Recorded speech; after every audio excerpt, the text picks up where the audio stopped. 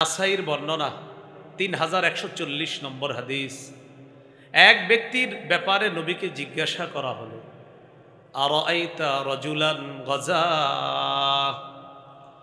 ইয়ালতামিসুল আজরা ওয়ায যিকরা মা লাহু ইয়া রাসূলুল্লাহ। ইয়া রাসূলুল্লাহ, এক ব্যক্তির ব্যাপারে আপনার কাছে জানতে চাই। এক ব্যক্তি জিহাদের ময়দানে জিহাদ করেছে, তার নিয়ত হলো এই জিহাদের মাধ্যমে আল্লাহর কাছ থেকে সওয়াব কামাই করা, এটা তো ভালো। ওয়াদ যিকরা, পাশাপাশি তার নিয়ত মানুষ তাকে বড় মুজাহিদ বলবে, এই নিয়তে সে জিহাদের ময়দানে গেছে। ফামা লাহু ইয়া রাসূলুল্লাহ, তার পুরস্কার কি জানতে চাই। নবী জবাব দিলেন, লা শাইআ লাহু, সে কিছুই পাবে না। আদাহা সালাসা মাররাত, তিনবার আল্লাহ নবীর কাছে আবার প্রশ্ন করা হয়, হুজুর ওই ব্যক্তির ব্যাপারে জানতে চাই যে এই ব্যক্তি জিহাদ করছে, জিহাদের মাধ্যমে তার নিয়ত হলো এই ব্যক্তি আল্লাহর কাছ থেকে সওয়াব পাবে, পাশাপাশি দুনিয়ায় তার নাম কাম হবে, মানুষ তাকে বড় মুজাহিদ বলবে, বীর পালোয়ান শক্তিশালী বলবে, তার ব্যাপারে জানতে চাই। তিনবার নবীকে প্রশ্ন করার পর আল্লাহ নবী প্রত্যেকবার জবাব দিলেন, লা শাইআ লাহু, এই ব্যক্তি কিছুই পাবে না, তার আমলনামায় কিছুই হবে না। এরপর আল্লাহ নবী বলেন, ইন্নাল্লাহা লা ইয়াকবালু মিনাল আমালি ইল্লা মা কানা লাহু খালিসা ওয়াবতুগিয়া বিহি ওয়াজহুহু। আল্লাহ বান্দার আমল ততক্ষণ কবুল করেন না যতক্ষণ এটা আল্লাহর জন্য না হবে এবং আল্লাহর সন্তুষ্টির জন্য না হবে, ততক্ষণ আমল কবুল করে না। এজন্য যারা পড়াই, যারা এই মাহফিলে আসছি, আমরা যে কোনো ইবাদত শিক্ষা দেওয়া, শিক্ষা করা, কোরআন সুন্নাহর সাথে সম্পৃক্ত যে কোনো আমল, সেটা নামাজ হোক, রোজা হোক, নিয়ত যদি থাকে আল্লাহর কাছ থেকে সওয়াব কামাই আর মানুষের কাছ থেকে বাহবা কামাই করা, নবী বলেন কিছুই পাবে না, তার আমল নামায় কিছুই হবে না। একমাত্র আল্লাহর জন্য যদি হয়, ওই আল্লাহর জন্য আমলের প্রতিদান স্বয়ং আল্লাহ দান করেন। তাহলে এই নিয়ত থাকা যে আমি আল্লাহরে খুশি করব, বলেন কারে খুশি করব? শুধু আল্লাহরে খুশি করব, এই নিয়ত থাকা। শিক্ষার্থী যারা আছে তাদের আরেকটা নিয়ত হতে হবে। আপনারা অভিভাবক যারা আছেন, আপনাদেরও এই নিয়তটা থাকতে হবে। অভিভাবকরা আগে একটু বলেন, আপনারা তো কারো না কারো অভিভাবক কোথাও না কোথাও আছেন, বলেন আমি আমার সন্তানকে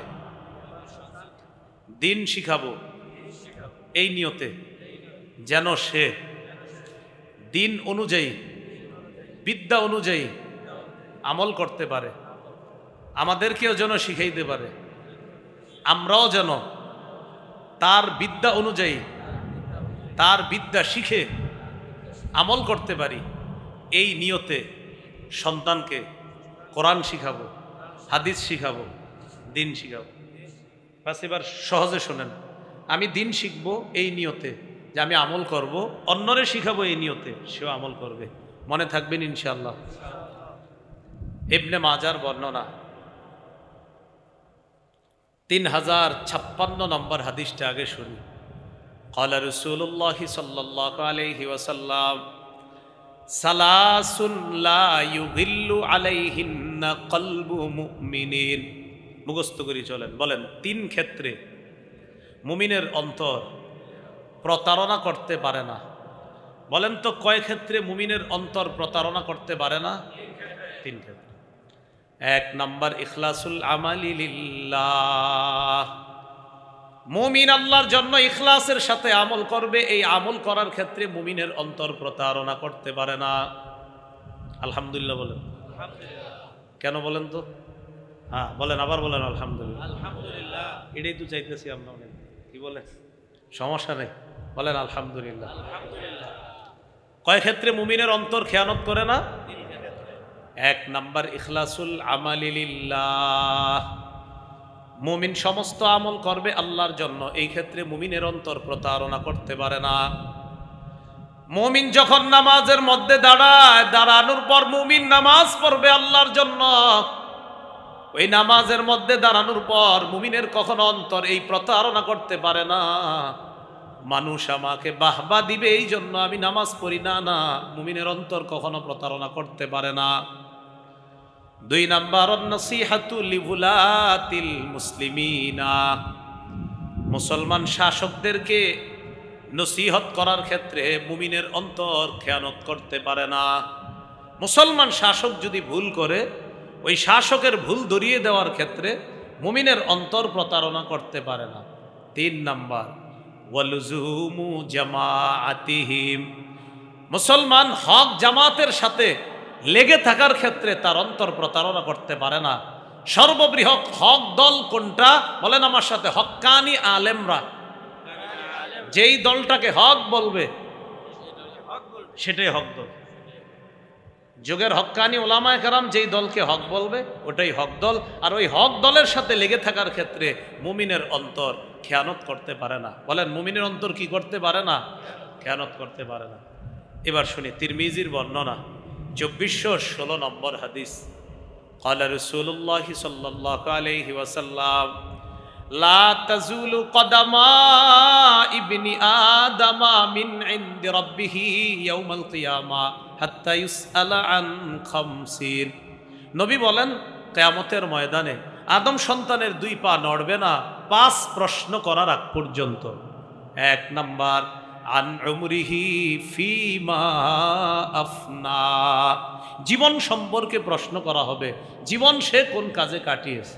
2 নাম্বার ওয়া আন শাবাবিহি ফিমা আবলা, যৌবন সম্পর্কে, যৌবন সে কোথায় বিনাশ করেছে। এটার অনুবাদটা সবাই বলেন, বলেন যৌবন কোথায় বিনাশ করেছি এ সম্পর্কে জিজ্ঞাসা করা হবে।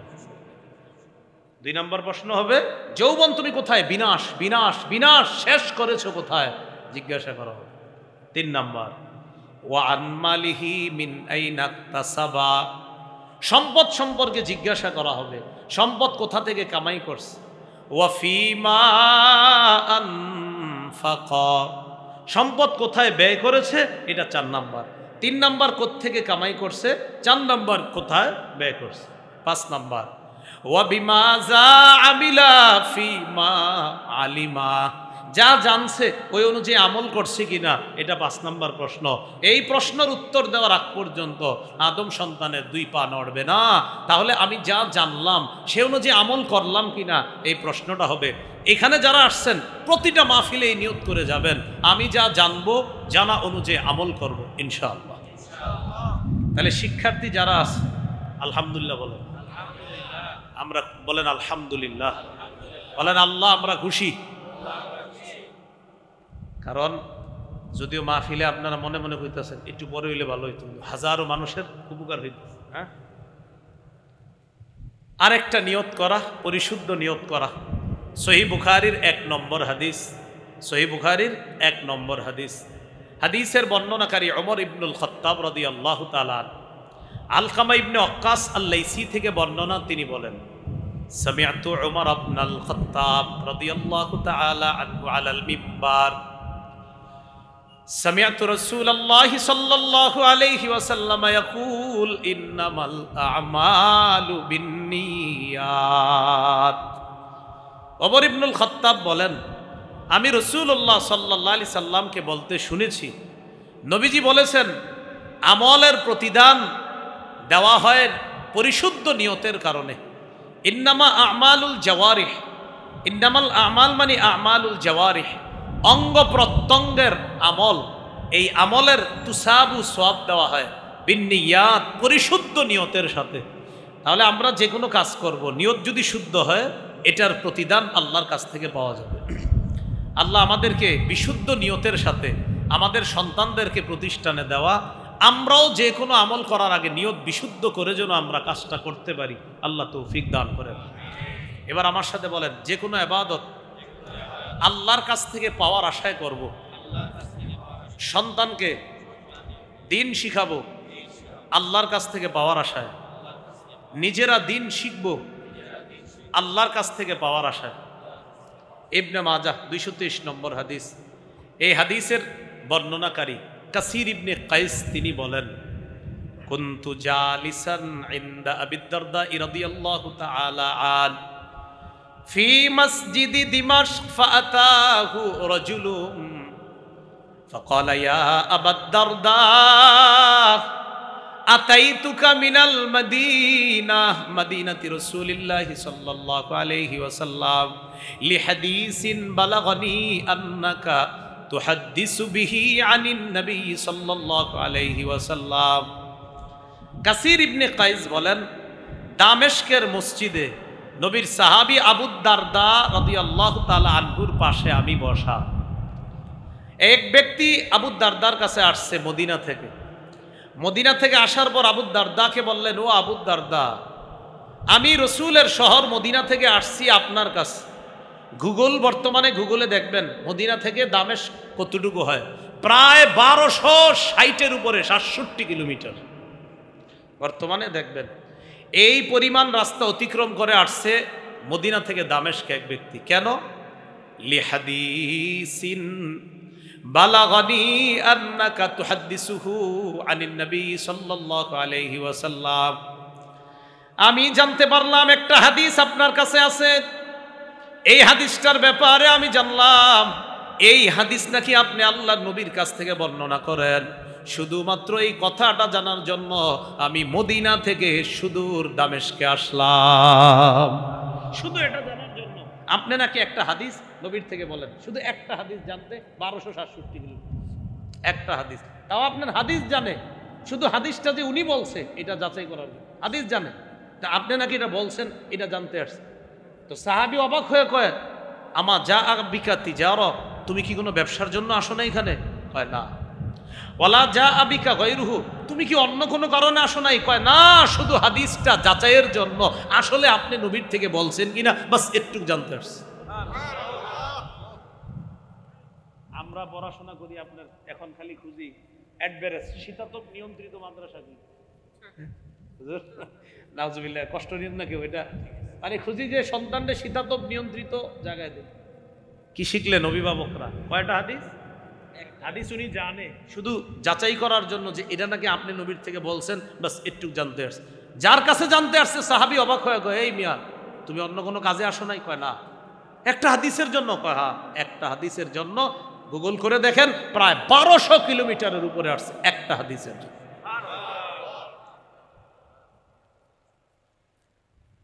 এই জন্য তো ওনারা এলেম পাইছে। তারপর তিনি বলেন, কোন হাদিসটা? কই যে নবী বলছে, মান সালাকা তরিকাই ইয়ালতামিসু ফীহি ইলমা সাহালাল্লাহু বিহি তরিকান ইলাল জান্নাহ।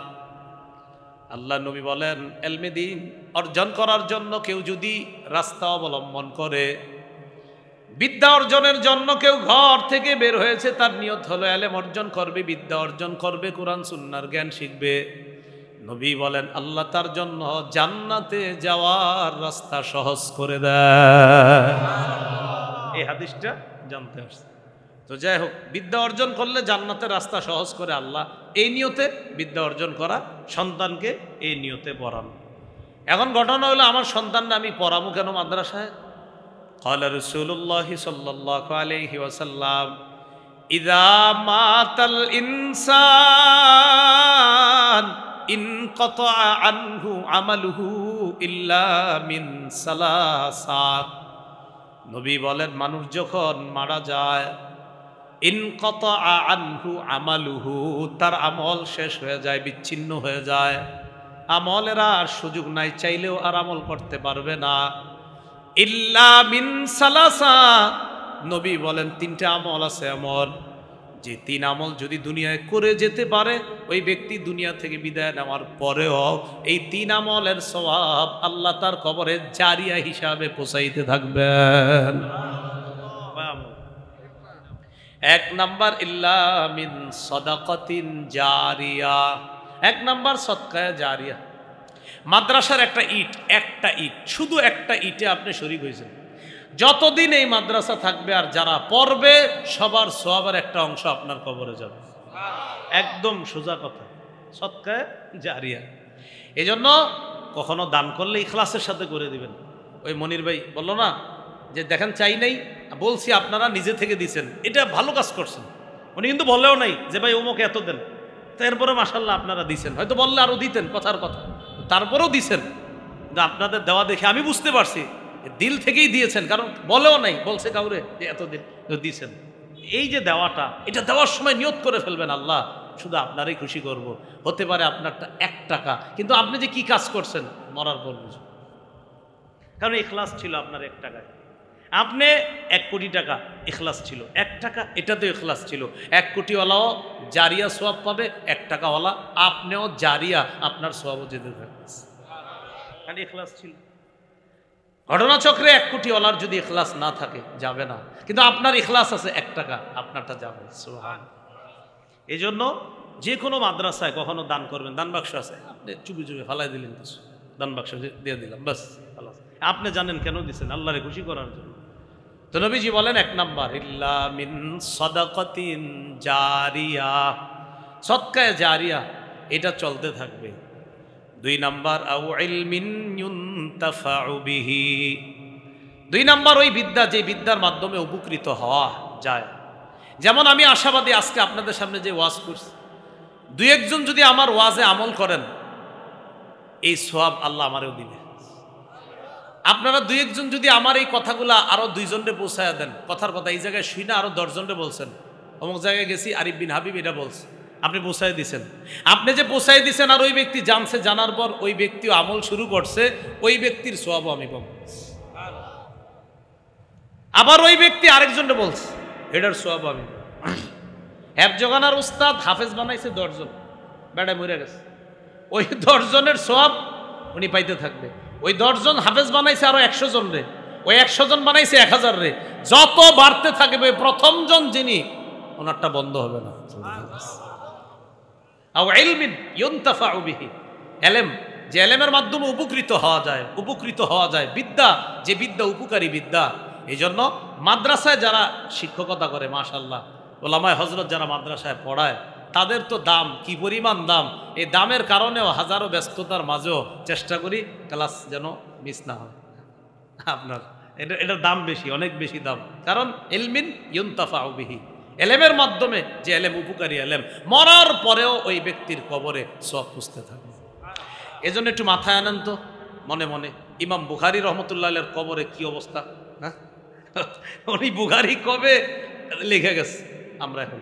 ইমাম আবু হানিফা রহমতুল্লাহ আলাইহি ফিকহি বোর্ড গঠন করে, ফিকহে হানাফি, কোরআন সুন্নাহর সার নির্যাস আমাদের সুবিন্যস্তভাবে দিয়ে গেছে। এবার একটু ভাবেন তার কবরে কি অবস্থা, কবে দিয়ে গেছে। এটাই বল, আও ইলমিন ইউনতাফাউ বিহি, যে ইলমের মাধ্যমে উপকৃত হওয়া যায়। আমাদের কিতাব যিনি পড়ি আমরা, কোন কোন এমন কিতাব আছে যে কিতাবের লেখককে এটা আমরা জানি না, মুসান্নিফের নাম জানি না, কারণ ওনার নিয়ত ছিল আরে আমার নাম দিয়ে কি হবে, আমি লেখা যাই, মানুষ পড়বে, আমার সব কবরে পুষতে যাবে। হ্যাঁ, এরকম আছে কিতাব। তো 2 নাম্বার, ইলমিন ইউনতাফাউ বিহি। এজন্য অভিভাবকরা একটু বলেন, সন্তান মাদ্রাসায় দিয়ে কি ঠকলাম না জিতলাম? 3 নাম্বার, আও ওয়ালাদিন সালিহিন ইয়াদউ লা, নবী বলেন এমন একজন সন্তান, যেই সন্তান বাবার জন্য দোয়া করবে, মায়ের জন্য দোয়া করবে। বাবা মারা যাওয়ার পর সন্তান আল্লাহর কাছে বলে, আল্লাহ রব্বির হামহুমা কামা রব্বায়ানি সগীরা।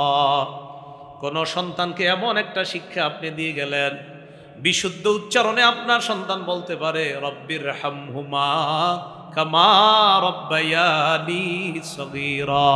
এমন একটা সন্তান রাইখা যান, যেই সন্তান বিশুদ্ধভাবে আল্লাহর কাছে আপনার জন্য দোয়া করে, ওই সন্তানের দোয়া নগদ আপনার কবরে। নেককার সন্তান রাইখা যান, ওই সন্তানের দোয়া কবরে যাবে। এখন আসেন বলেন তো, মরার পর আমার আপনার সব আমল নামা বন্ধ হয়ে যাবে, চাইলেও নামাজ পড়তে পারবো না, চাইলেও আর আমল করতে পারবো না, কিচ্ছু করতে পারবো না। হ্যাঁ, কবরে যদি কেউ আল্লাহরে বলে আল্লাহ আমার মন চায় নামাজ পড়বো, ঠিক আছে বড়, কিন্তু সব কিচ্ছু হবে না, কথার কথা। কারো যদি মন চায় জান্নাতে যে নামাজ পড়বো, পড়েন, কিন্তু নামাজের উপকারিতা কখন দুনিয়াতে বলেন? হ্যাঁ, এখানে সব করতে হবে। এখানে মরার পরে আপনি হাজারো কিছু আল্লাহরে বলেন আল্লাহ আমি ওইটা করবো, এটা করো, কিন্তু বেনিফিট যদি পাইতে হয় সেটা এখানে করতে হবে, এইখানে করতে হবে সব। এখানে চোখ বন্ধ, সব শেষ। আল্লাহ বুঝার তৌফিক দান করে। তো বলছিলাম মারা গেলে তিনটা জিনিস থাকে, এই তিনটার মধ্যে একটা হলো এলেম, যে এলেমের মাধ্যমে উপকৃত হওয়া যায়, শিক্ষা দেওয়া হয়, শিক্ষা করা হয়। আল্লাহ বলেন কুল হাল ইয়াস্তাবিল্লাযীনা ইয়ালামুন ওয়াল্লাযীনা লা ইয়ালামুন, নবী আপনি বলেন যে জানে, যে জানে না তারা কি সমান হতে পারে? শিক্ষা আল্লাহ পাক রব্বুল আলামিন জিবরিল আমিনের মাধ্যমে মুহাম্মদ সাল্লাল্লাহু আলাইহি সাল্লামকে শিক্ষা দিয়েছেন। জিবরিল আমিন নবীজির কাছে এসে বলেছেন ইকরা, পড়েন। তিনি বললেন মা আনা বিকারিইন, আমি পড়তে জানি না। ফাগাত্তানি, জিবরিল আমিন আমাকে একটা চাপ দিস, হাত্তা বালাগা মিন্নিল জাহদ, চাপের কারণে আমার খুব কষ্ট হয়েছে। এরপর আবার আমাকে ছেড়ে দিস, শরীরটা হালকা অনুভব হয়েছে। আমাকে আবার বললেন ইকরা, পড়েন। আমি বললাম পড়তে জানি না। আবার চাপ দিছে, আমার খুব কষ্ট হয়েছে, এমন কষ্ট, প্রচণ্ড কষ্ট, জিবরিল আমার ছেড়ে দিছে, শরীরটা হালকা অনুভব হয়েছে। আবার আমাকে বলতেছে ইকরা, পড়েন। আমি বললাম পড়তে জানি না। এইভাবে তিনবারের পর জিবরিল আমিন আমাকে বললেন ইকরা বিসমি রব্বিকাল্লাযী খালাক, পড়েন প্রভুর নামে যিনি সৃষ্টি করেছেন। নবী বলেন আমার মুখ থেকে সূরা আলাকের 5টি আয়াত আমার প্রভু, আমার রব, আমার আল্লাহ আমার মুখ থেকে বের করে দিয়েছেন। আল্লাহ পাক রব্বুল আলামিন এইভাবে শুরু করলেন, পড়ার মাধ্যমে নবুয়তের জীবন শুরু হলো। পড়া পড়া, ইকরা, পড়েন। পড়া দিয়ে আমাদের নবীর জীবন, নবুয়তি জীবনের সূচনা হলো, পড়েন। পৃথিবীর সৃষ্টির সূচনা হয়েছে লেখা দিয়ে, সুবহানাল্লাহ। নবুয়তি জীবন শুরু হয়েছে পড়া দিয়ে, পৃথিবীর সূচনা হয়েছে লেখা দিয়ে। আবু দাউদের বর্ণনা 4700 নম্বর হাদিস। এই হাদিসের মধ্যে আসছে ওবাদা ইবনে সামিত রাদিয়াল্লাহু তাআলা তার ছেলেকে বলেন ইন্নাকা লান তাজিদা তা'মা হাকিকাতিল ঈমান হাত্তা তা'লামা আন্নামা আসাবাকা লাম ইয়াকুন লিউখতিআকা ওয়া মা আখতাআকা লাম ইয়াকুন লিউসিবাকা। ওবাদা ইবনে সামিত তার সন্তানকে বলে, হে প্রিয় সন্তান, তুমি ততক্ষণ পর্যন্ত ঈমানের প্রকৃত স্বাদ গ্রহণ করতে পারবে না যতক্ষণ তোমার এই বিশ্বাস না হবে তোমার জীবনে যা ঘটেছে এটা না ঘটার ছিল না, এটা ঘটার ছিল তাই ঘটেছে, এটা বিশ্বাস করতে হবে। তোমার জীবনে যা ঘটে নাই সেটা ঘটার ছিল না, এটাই বিশ্বাস করতে হবে। তোমার জীবনে যা এসেছে, তোমার জীবনে যা ঘটেছে এটা ঘটার ছিল, এটাই বিশ্বাস করতে হবে। তোমার জীবনে হাজারো চেষ্টার পরে যা ঘটে নাই সেটা ঘটার ছিল না, এটাই বিশ্বাস করা। এই বিশ্বাস তোমার যতদিন না আসবে, তুমি যতদিন না পাবা, ততদিন ঈমানের প্রকৃত স্বাদ গ্রহণ করতে পারবা না। ছেলেকে বলতেছে, শোনো, আমি আল্লাহ রসুলকে বলতে শুনলাম ইন্না আউওয়ালা মা খালাকাল্লাহুল কলাম, নিশ্চয় আল্লাহ সর্বপ্রথম কলম সৃষ্টি করেছেন। কি সৃষ্টি করেছেন? কলম সৃষ্টি করার পর বললেন উক্তুব, কলম লেখো। কলম বললেন মাযা আকতুবু ইয়া রব, ও রব আমি কি লিখব? আল্লাহ বললেন উকতুব মাকাদিরা কুল্লি শাইইন হাত্তা তাকুমাস সাআ, কিয়ামত পর্যন্ত যা ঘটবে তুমি সব লিপিবদ্ধ করো। কিয়ামত পর্যন্ত যা ঘটবে তুমি সব লিখে ফেলো। তাহলে সৃষ্টির সূচনা কি সৃষ্টি করলেন? নবুয়তি কার্যক্রমের সূচনা কি দিয়ে? পড়া। তাহলে সৃষ্টির সূচনা লেখা, নবুয়তের কার্যক্রম শুরু পড়া। এবার দুইটা মিলান কি হয়? লেখা। ছোটবেলায় শিখছি লেখাপড়া করে যে গাড়ি বাড়ি ছড়েছে, দেখছেন? এই জন্য মাদ্রাসায় লেখাপড়া হয়।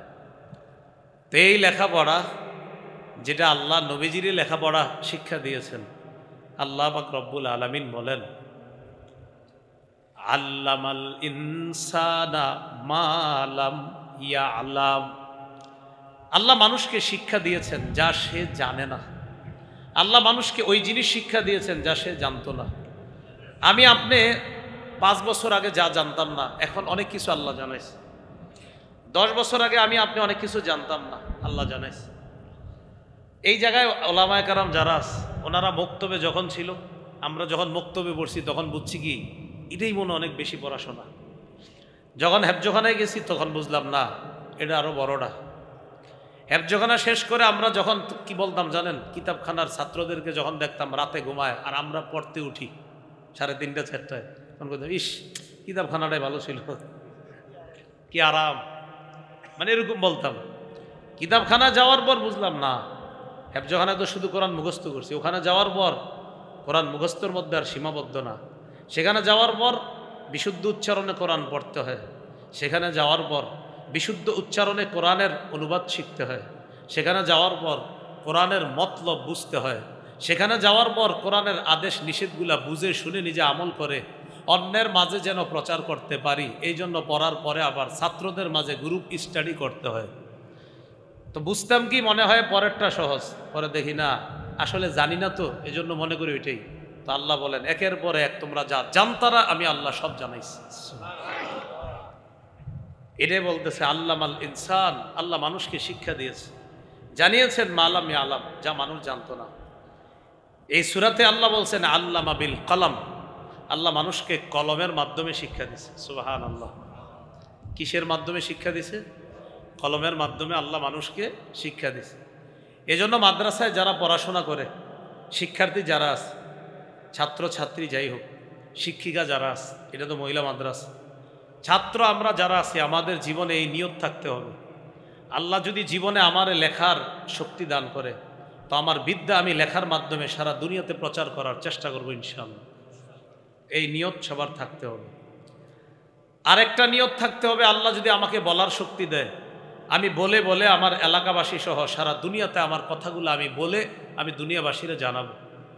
সহিহ বুখারীর 105 নম্বর হাদিসে আছে, সাহাবায়ে কেরামকে নবী লম্বা বয়ান করার পর বললেন, আলা ফাল্লিউবাল্লিগিশ শাহিদুল গায়বা, শোনো আমি তোমাদের কাছে যা পৌঁছে দিলাম, তোমরা উপস্থিত যারা আছো, অনুপস্থিত যারা আছে পৃথিবীর প্রান্তে প্রান্তে, ওই অনুপস্থিতদের কাছে তোমরা আমার কাছ থেকে যা জানলা, এই উপস্থিতি সাহাবী তোমরা যারা, অনুপস্থিত যে মানুষগুলা তাদের কাছে আমি নবীর শিক্ষাটা তোমরা পৌঁছায় দিই।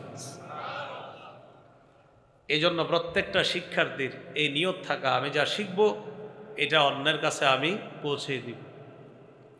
তো আপনার সন্তানকে কোরআন সুন্নাহ শিখান, যেটার মাধ্যমে উপকৃত হবেন, আরেকটা নেককার সন্তান রাইখা যান, যে সন্তান আপনার জন্য দোয়া করবে।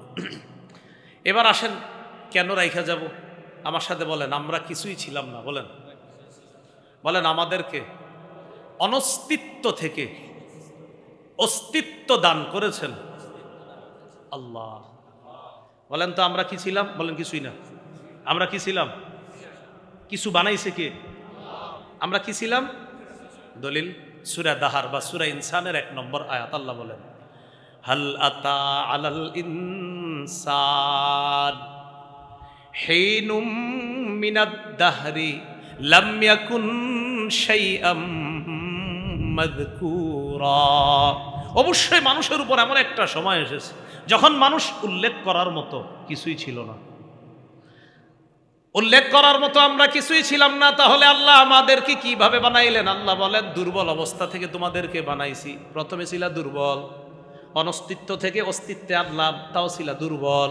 ওই দুর্বলতা থেকে আমি শক্তিশালী করলাম, শক্তিশালী করার পর আবার দুর্বল বানায়া দিলাম, দুর্বল বানানোর পর আবার তোমারে বুড়া বানায়া দিলাম, বুড়া বানানোর পর তোমার মৃত্যু দিয়ে দিলাম, বাস খালাস, তোমার জীবন শেষ।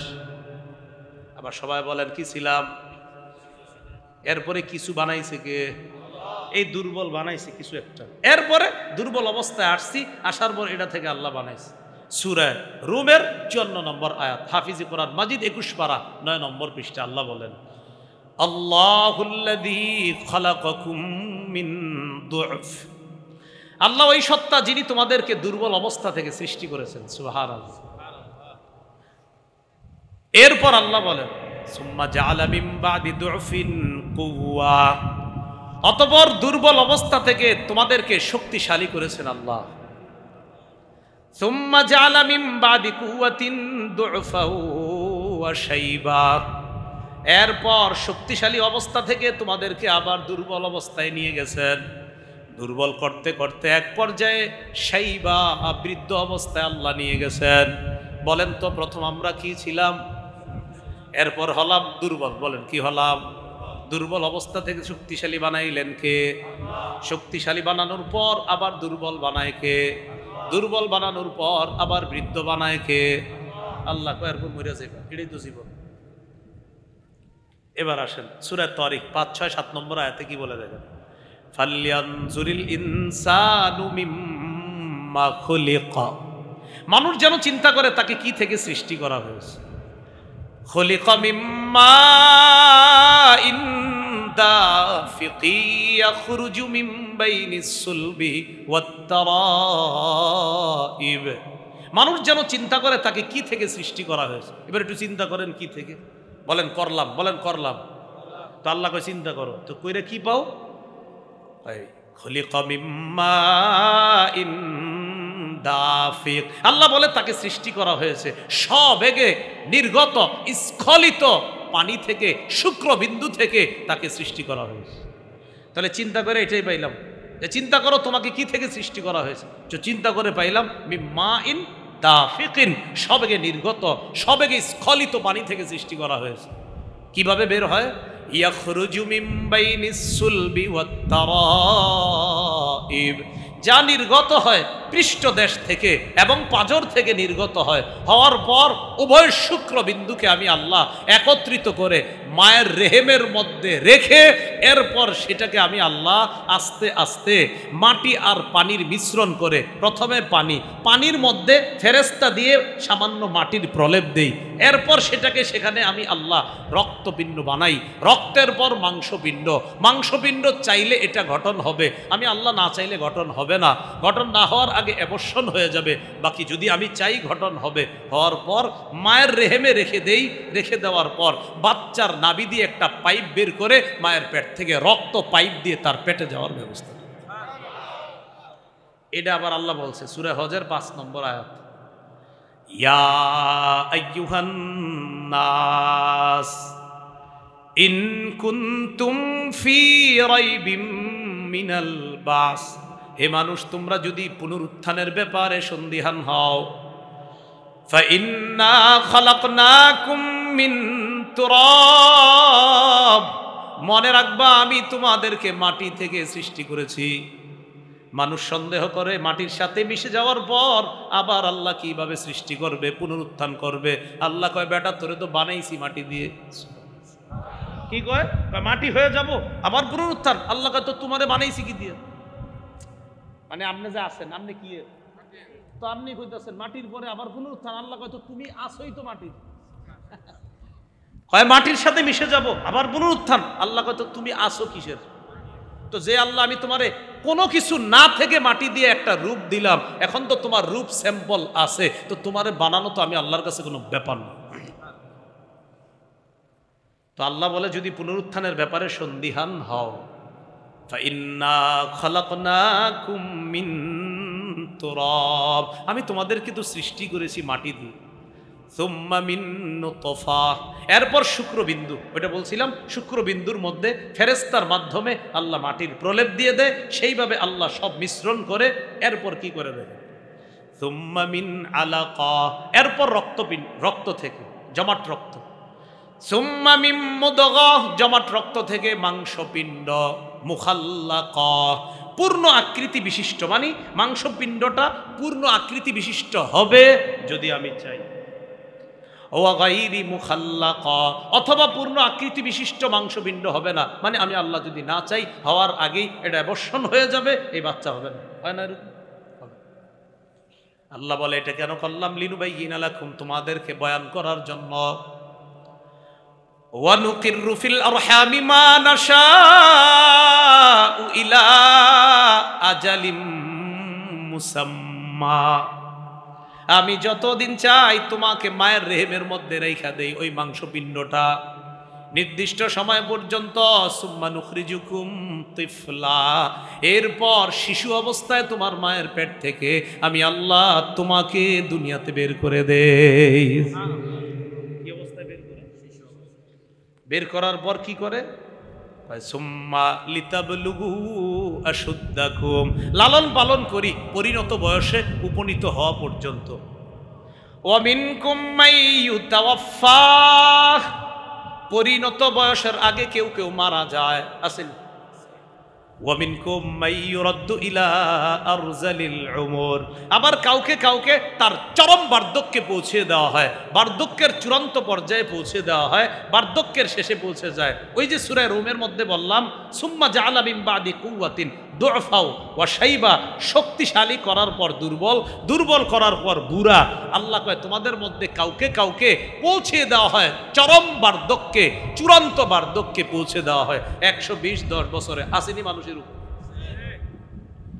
এখন বলেন আমগরে কি অবস্থা বের করছে? বলেন শিশু মায়ের পেট থেকে কি অবস্থা?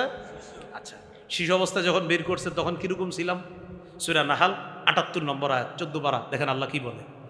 ওয়াল্লাহু আখরাজাকুম মিন বুতুনি উম্মাহাতিকুম লা তা'লামুনা শাইআ, আল্লাহ তোমাদেরকে তোমাদের মায়ের পেট থেকে বের করেছে এমন অবস্থায় তোমরা কিছুই জানতা না। ওয়া ওয়া করা ছাড়া, হ্যাঁ, কিছুই জানতা না। কি করছে সবাই?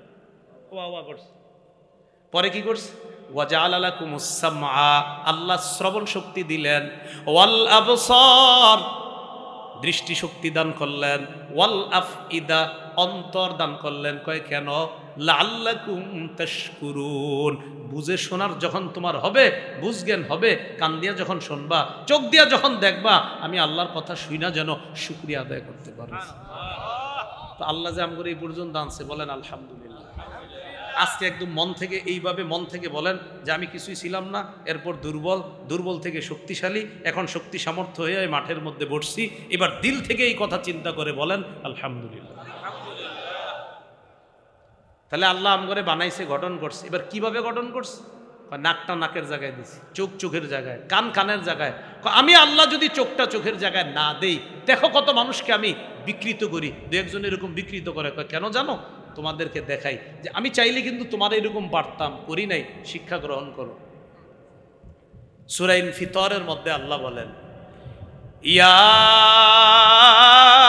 আইয়ুহাল ইনসান মা গররাকা বিরাব্বিকাল কারীমিল্লাযী খালাকাকা ফাসাওয়াকা ফাআদালাক ফি আইয়ি সূরাতিম মা শাআ রাক্কাবাক। কি করে দেখেন, হে মানুষ, কি সে তোমাকে সম্মানিত রবের ব্যাপারে ধোকায় ফেলায়? আল্লাযী খালাকাকা, যিনি তোমাকে সৃষ্টি করেছেন, ফাসাওয়াকা, সুগঠিত করলেন, ফাআদালাকা, যিনি তোমাকে সুষম করেছেন। সুগঠিত আবার সুষম, মানে যেটা যেখানে দেওয়া দরকার সেটা সেখানে দিয়েছে। ফি আইয়ি সূরাতিম মা শাআ, যেই আকৃতিতে আল্লাহ চেয়েছেন, রাক্কাবাকা, তোমাকে সুন্দরভাবে গঠন করছেন। তো বলেন শুকরিয়া আদায় করবো কার? এবার আসেন আমি মূল কথায় আসি। মরণের পরে কয়টা জিনিস চালু থাকে? কয়টা? 3টা। এই 3টার মধ্যে একটা নেককার সন্তান, আর যেই সন্তানদের এলমেদিন শিক্ষা দিব। মনে আছে তো কথাটা? এবার দেখেন এই কথার দিকে যাচ্ছে। তাহলে আমরা কিছুই ছিলাম না, দুর্বল অবস্থায় আসলাম, এখান থেকে শক্তিশালী বানাইছে। আলহামদুলিল্লাহ, এখন শক্তি নিয়ে আমরা মাঠে আছি, বলেন আলহামদুলিল্লাহ। কথা হইলো আমগরে আল্লাহ বানাইলেন কেন? আমাদেরকে আল্লাহ বানাইলেন কেন? সূরা জারিয়াতের 56 নম্বর আয়াতে আল্লাহ বলেন, ওয়ামা খালাকতুল জিন্না ওয়াল ইনসা ইল্লা লিয়াবুদুন, আমি মানুষ জিন সৃষ্টি করেছি আমার ইবাদত করার জন্য। সুবহানাল্লাহ। এবার আপনাদের কাছে জানতে চাই, জিন ইনসান আল্লাহ বানাইছে কি করার জন্য? এবার প্রশ্ন, কেমন ইবাদত? সবাই বলেন কেমন ইবাদত?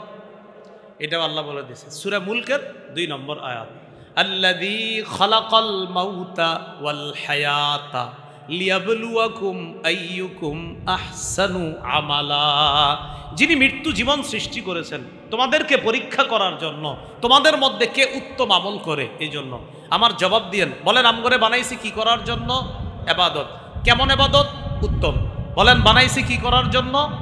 কেমন ইবাদত? এবার বলেন উত্তম ইবাদতের কি লাভ? সবাই বলেন উত্তম ইবাদতের কি লাভ? বলেন। এটাও আল্লাহ বলে দিছে। 15 পারা 16 নম্বর পৃষ্ঠা, সূরা কাহফের 30 নম্বর আয়াত। ইন্নাল্লাযীনা আমানু ওয়া আমিলুস সলিহাত ইন্না লা নুদিউ আজরা মান আহসানা আমালা।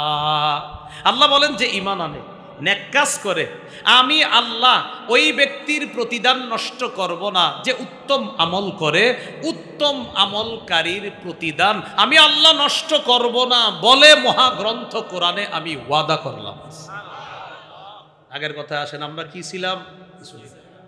প্রথমে কি হলাম? দুর্বল। এখান থেকে শক্তিশালী বানাইছে কে? তো শক্তিশালী অবস্থায় আছি কেন বানাইছে? ইবাদত। কেমন ইবাদত? উত্তম ইবাদতের প্রতিদান নষ্ট করে না কে? মাশাআল্লাহ। এবার প্রশ্ন, কতদিন ইবাদত? হ্যাঁ, সূরা হিজরের 99 নম্বর আয়াত, 14 পারা 6 পৃষ্ঠা, সূরা ইব্রাহিমের একদম আগের সূরাটা শেষ হয়েছে। আল্লাহ বলেন ওয়াবুদ রাব্বাকা হাত্তা ইয়াতিয়াকাল ইয়াকিন, মরণ আসা পর্যন্ত তোমার রবের ইবাদত করো। সুবহানাল্লাহ। মরণ কবে আসবে বলেন তো? বলেন সবাই। এই যে জানি না আমরা, এই জবাব আল্লাহ দিয়েছে সূরা লোকমানের 34 নম্বর আয়াত। মানে আমরা যে জানি না এটা আল্লাহ বলে দিয়েছে সূরা লোকমানের 34 নম্বর আয়াত। ইন্নাল্লাহা ইনদাহু ইলমুস সাআহ, 1 নাম্বার কিয়ামতের জ্ঞান আছে একমাত্র আল্লাহর কাছে, কোনো মানুষ জানে না।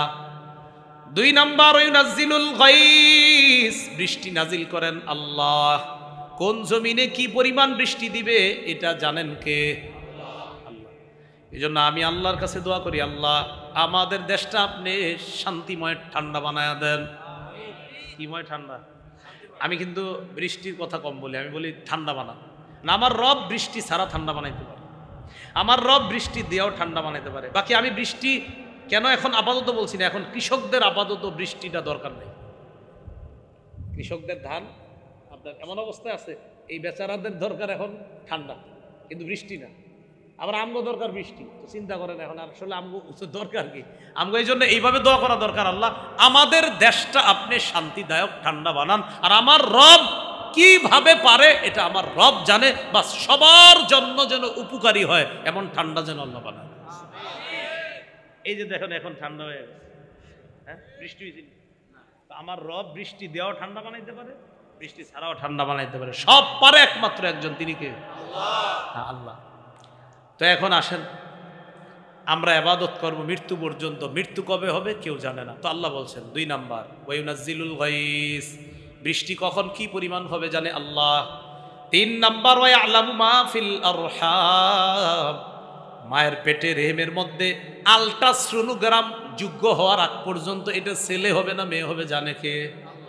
বলে দিলাম মাঝখানে আল্ট্রাসোনোগ্রাম। আবার অনেকে বলবে হুজুর আল্ট্রাসোনোগ্রামে তো দেখা যায় এটা ছেলে না মেয়ে। এটা দেখা যায়, এটা তো ছেলে না মেয়ে হওয়ার পরে দেখা যায়, আগে কি এটা তো কেউ জানে না। ডাক্তার সাহেবরে বললেন তো 1-1.5 মাস পরে ডাক্তার সাহেব ছেলে না মেয়ে হবে পারবে।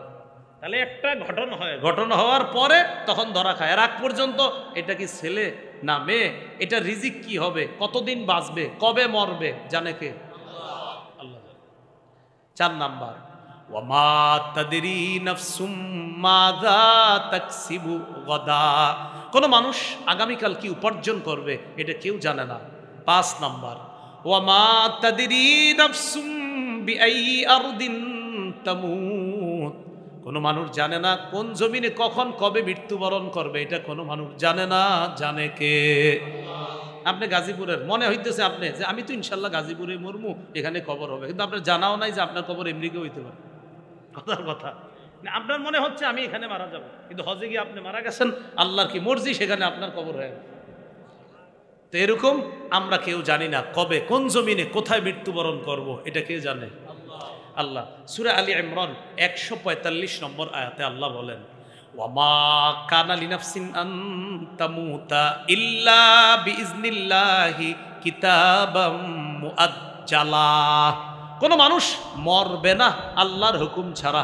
কোনো মানুষের জন্য এটা উচিত না যে সে মরবে আল্লাহর হুকুম ছাড়া। কোনো মানুষের জন্য এরকম কোনো ক্ষমতা নাই সে মারা যাবে আল্লাহর হুকুম ছাড়া।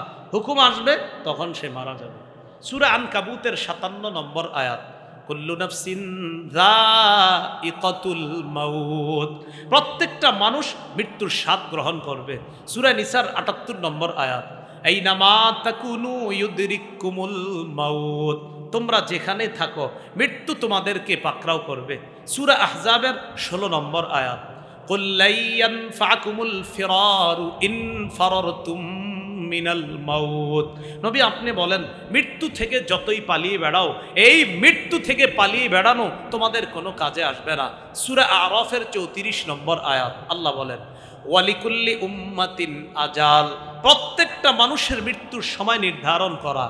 ইযা জাআ আজালুহুম ফালা ইস্তাখিরুনা সাআতাও ওয়ালা ইস্তাকদিমুন, মৃত্যু যখন আসবে আগেও না পরেও না, ওই সময় তার মৃত্যু হবে।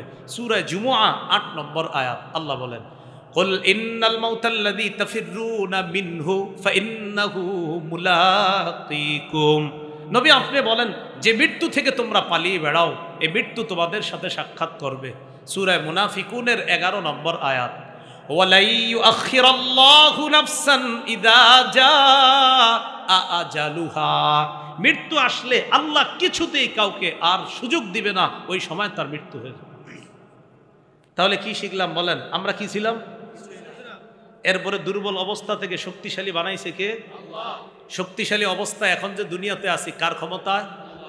কার অনুগ্রহে? কার দয়ায়? এখন যে আসি দুনিয়াতে কেন আসি, কেন বানাইছে? কেমন ইবাদত?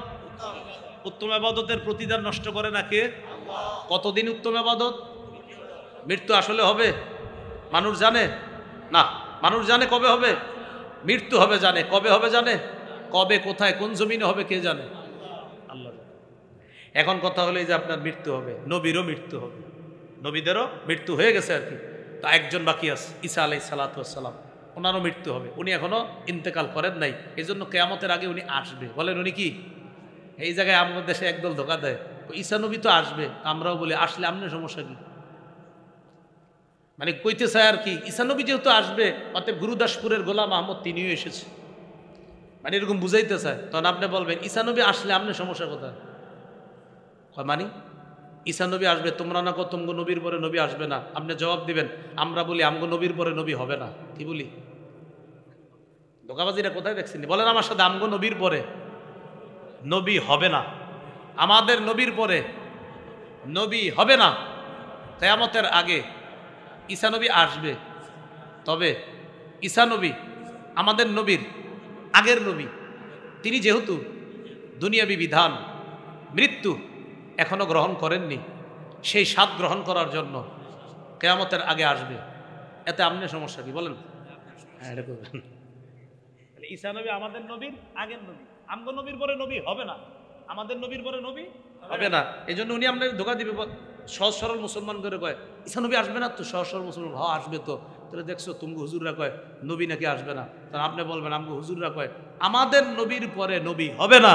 ঈসা নবী আমাদের নবীর আগের নবী, ঈসা নবী ইন্তেকাল করেন নাই, কিয়ামতের আগে আয়েশা উনি ইন্তেকাল করবে। আপনার সমস্যা কোথায়? ধোকা দেওয়ার সুযোগ, হ্যাঁ ধোকা। ওলামায়ে কেরাম দুনিয়াতে যতদিন থাকবে উম্মতরে ধোকা দেওয়ার সুযোগ নেই। এই জন্য মানা, এই জন্য নবীজি বলছে খুজুল ইলমা ক্বাবলা আইয়াযহাবা, ইলম গ্রহণ করো উঠে যাওয়ার আগে। সাহাবীরা কয় হুজুর ইলম কিভাবে চলে যাবে? অফিনা কিতাবুল্লাহ, আমাদের মাঝে তো কোরআন আছে, কোরআন থাকতে ইলম চলে যাবে? মুসনাদ আহমদ 5 নম্বর খণ্ড 266 নম্বর পৃষ্ঠা হাদিসটা আছে। হুজুর আমাদের মাঝে কিতাব আছে, কোরআন আছে, এরপরে ইলম চলে যাবে? নবীজি বলেন শোনো, আওয়ালাম তাকুনি তাওরাত ওয়াল ইনজিল ফি বনি ইসরাঈল ফালাম ইউগনি আনহুম শাইআ, বনি ইসরাঈলের মাঝেও তো তাওরাত ছিল, ইনজিল ছিল, কই তারা তো বদভ্রষ্ট হয়ে গেল। নবীজি বলেন বনি ইসরাঈলের মাঝে কি তাওরাত ছিল না, ইনজিল ছিল না? তারা বদভ্রষ্ট হয়েছে। তোমাদের মাঝে কোরআন আছে ঠিক, হাদিস আছে ঠিক, তো তোমরা কি বলতে চাও? হুজুর কোরআন হাদিস থাকতে ইলম কিভাবে যাবে? নবীজি বলেন বুঝো নাই, মনে রাখবা ইন্না জাহাবাল ইলমি আইয়াযহাবা হামালাতুহু, ইলম চলে যাওয়া মানে হলো ইলমের বাহকগণ চলে যাওয়া। বলেন ইলম চলে যাওয়া মানে ইলমের বাহকগণ। বলেন আলেমরা চলে যাওয়া, বলেন ইলম চলে যাওয়া। সহিহ বুখারীর 100 নম্বর হাদিসে আল্লাহ রাসূল বলেন ইন্নাল্লাহা লা ইয়াকবিজুল ইলমা ইনতিজাআন ইয়ানতাজিউহু মিনাল ইবাদ, আল্লাহ এইভাবে ইলম ছিনায় নিবে এমনটা না, আল্লাহ কারো কাছ থেকে ইলম ছিনায় নিবে এমনটা না, আমি ওনার কাছ থেকে ছিনায় নিলাম এইভাবে ছিনায় নিবে না আল্লাহ। ওয়ালাকিন ইয়াকবিজুল ইলমা বিকবজিল উলামা, আল্লাহ আলেমদেরকে উঠায় নেওয়ার মাধ্যমে এলেম উঠায় নেবেন। আল্লাহ আলেমদেরকে উঠায় নেওয়ার মাধ্যমে এলেম উঠায় নেবেন। আমি আপনি সবসময় মনে করি আমি কি কম জানি? যে আপনি কমই জানেন। এই যে আমি মনে করি আমি কি কম জানি, অমুক হুজুর দুনিয়া থেকে বিদায় নিয়েছে, তুই কি হয়েছে? রসুল বলছে অনেক কিছু হয়েছে। ওই আলেম চলে যাওয়া মানে এলেমের একটা খাজানা চলে গেছে, তুমি মারুম হয়েছো। আমার আপনার মনে হচ্ছে আর কি একটু মোবাইলে পড়তেছে কইরা, ও সব তো আমিই পারি। নবীজি কয় না, উস্তাদ চলে যাওয়া মানে এলেম চলে যাওয়া। নবী বলছেন উস্তাদ চলে যাওয়া, এলেমের যে বাহক ছিলেন তিনি চলে যাওয়া মানে এলেম চলে যাওয়া। তারা দুনিয়াতে থাকতে খুজুল ইলম, এলেম গ্রহণ। প্রিয় ভাইয়েরা, এই কথা কি বুঝে আসছে? তাহলে কি কি কি বলতেছিলাম? আমাদের নবীর পরে নবী হবে না। তো ঈসা নবীর ব্যাপারটা কি? ঈসা নবী কিয়ামতের আগে মৃত্যুর স্বাদ গ্রহণ করার জন্য আসবেন, এটা বুঝাইতে চাইলাম। আমাদের নবীও মৃত্যুবরণ করেছেন, মৃত্যুর স্বাদ গ্রহণ করেছেন। আল্লাহ পাক রব্বুল আলামিন সূরা জুমারের 30 নম্বর আয়াতে বলেন, 23 পারা একদম শেষ পৃষ্ঠা, ইন্নাকা মাইয়িতু ওয়া ইন্নাহুম মাইয়িতুন। নবী আপনি মারা যাবেন, আপনি মৃত্যুবরণ করবেন, তারাও মৃত্যুবরণ করবে। হাদিসের একটা কিতাব আছে মুস্তাদরাকে হাকিম, এই হাদিসটা সবাই সারা জীবনের জন্য ওষুধ হিসেবে গ্রহণ করবেন।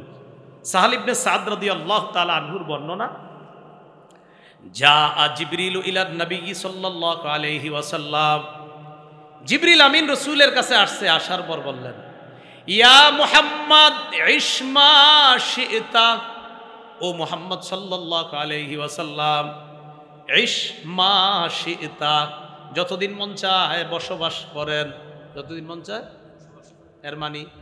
এর মানি হলো যতদিন মন চাওয়া মানি মৃত্যু পর্যন্ত। ফাইন্নাকা মাইয়িতুন, মনে রাখবেন নিশ্চয় আপনি মৃত্যুবরণ করবেন।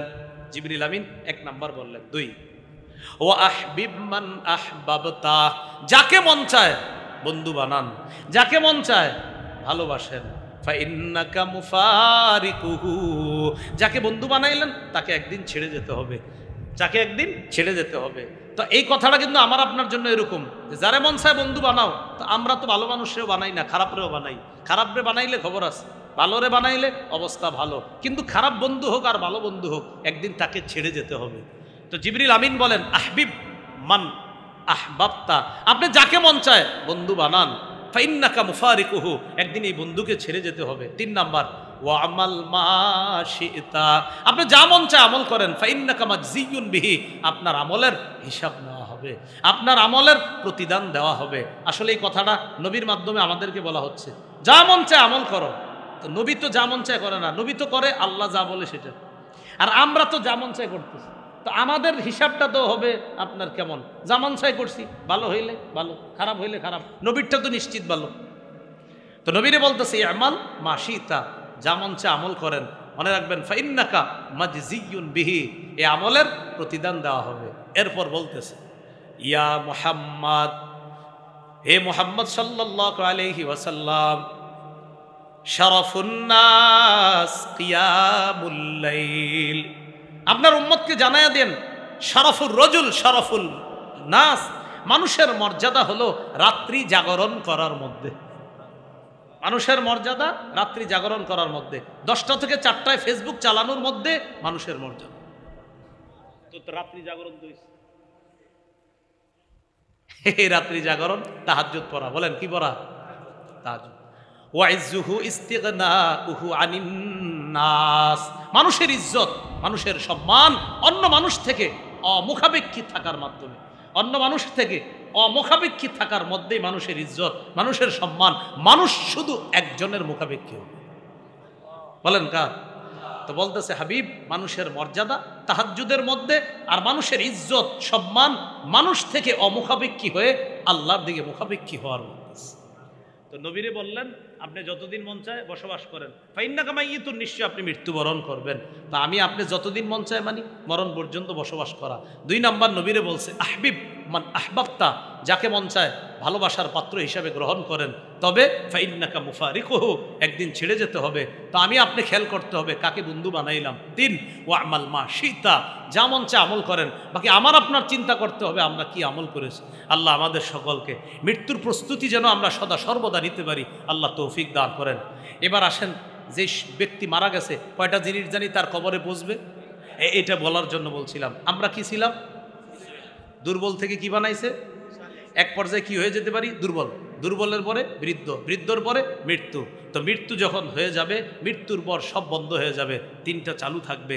1 নাম্বার সদকায়ে জারিয়া, 2 নাম্বার এলেম, যে এলেমের মাধ্যমে অন্য উপকৃত হয়, 3 নাম্বার এমন সন্তান যে সন্তান নেককার, বাপ মার জন্য দোয়া করে। আমরা মৃত্যুর আগে এমন সন্তান যেন দুনিয়াতে রেখে যেতে পারি, আল্লাহ তৌফিক দান করেন।